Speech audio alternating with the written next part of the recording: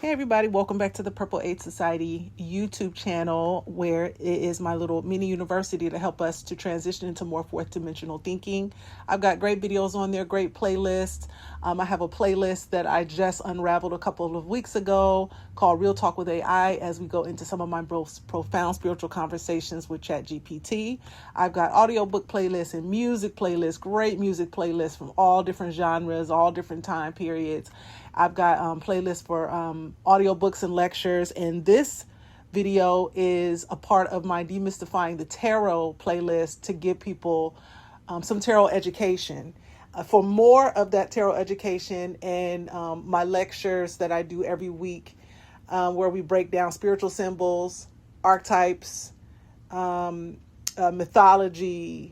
all of the different ancient religions and spiritual texts, and the soul's journey, just breaking down all those symbols and those codes, those spiritual codes. You can click the link in my description box. I've got a $7 a month mystery school. I'll tell you more about that at the end of this reading, or at the end of this this audio. I say reading because I also do that as well.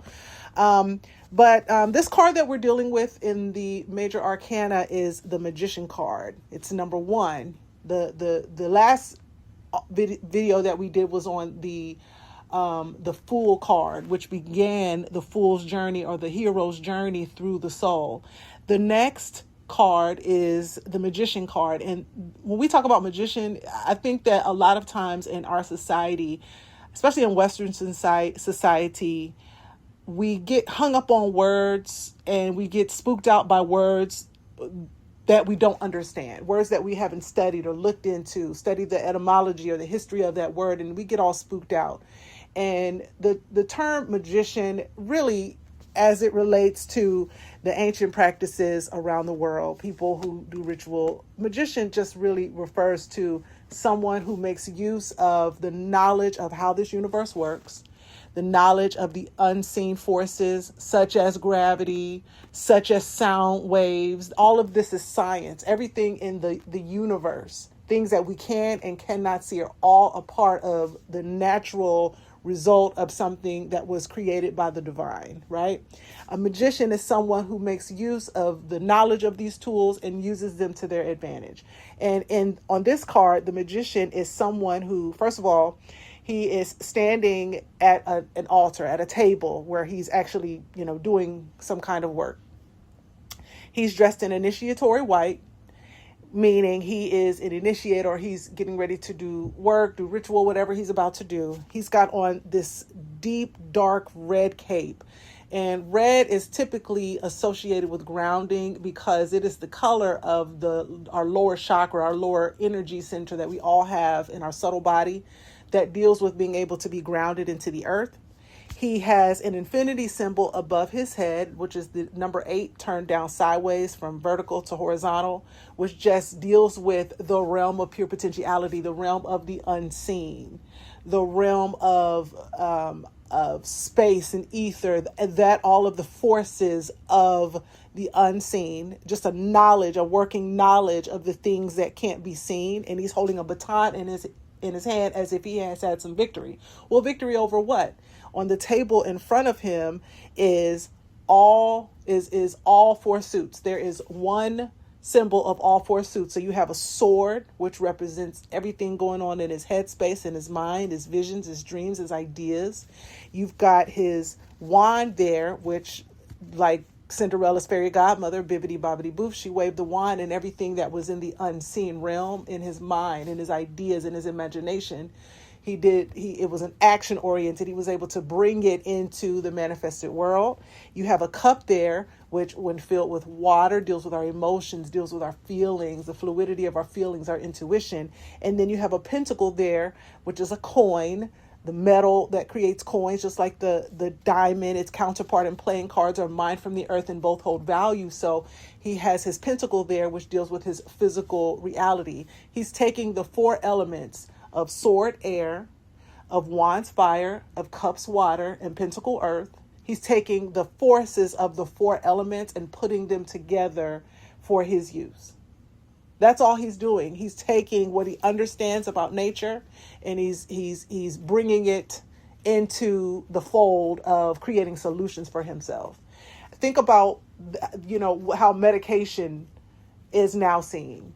We get pills that are created by elements in nature, whether it be from a tree bark, whether it be from certain kinds of plants or flowers, and they take it, they consolidate it down in a factory and turn it into one pill. We don't look at that as magic, but when it was done just naturally without all these additional chemicals that we don't know the name of, when it wasn't done backed by organizations and groups to extort us, when it was just out in nature and us participating with the same natural elements in their most purest form, then it's considered something bad. So the knowledge of nature, there tends to be a problem with the knowledge of people who operate with nature to solve problems, because there are people who want to control that usage. So they demonize the word magic as if it is something bad, when it's the same thing that's being done against us